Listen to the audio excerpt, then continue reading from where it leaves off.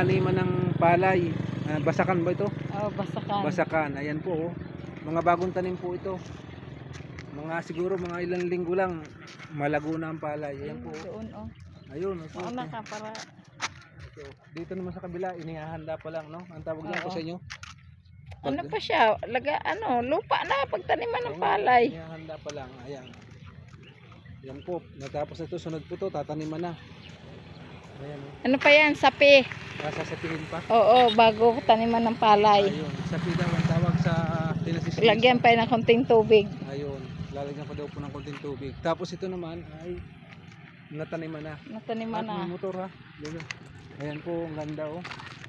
Malusog po talaga ang mga palay dito. Ano, kabundukan, ang ganda oh. Ayan. Dito po kami sa may highway. Kasanayan? Oo, kasanayan. Ayan po. Ayan. Tubuhan naman ito kabila oh. Ang ganda rin oh, green na green. Ayan, kasanayan. Kalsada. Kasanayan ito. Hindi, kalsada nga to. Oo, tabi ng kalsada. Magkatabi. Tubuhan, palayan. Sa oh. kabila, palayan, tubuhan. Motor. Ayan. Ganda ng palay no. Ang bagong tanim. Yan, mga bagong tanim. Uy, huwag na tayong lumayo. Baka lumabas na sila. Ganda po. Sarap talaga dito sa probinsya. Kasanayan, Pilar, Capiz. No? Ipupuntahan pa kami ulit pamaya. Bukas naman sa Higante, Gigantes Island. Gigantes Island kami pupunta bukas.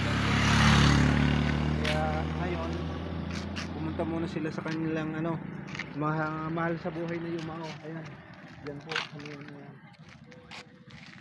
Yung kumare namin, pinuntahan po ang kanilang mga ninuno na mga Yumao. Mayapa po. na. Opo, dinalaw po. Po, mga gulay natin to. Ganda. Pasalamat ka na. O, sige po, hanggang dito na po muna muli ang aming share at ibabahagi ni Sis Lisa. So napadami po pala dyan sa aming channel.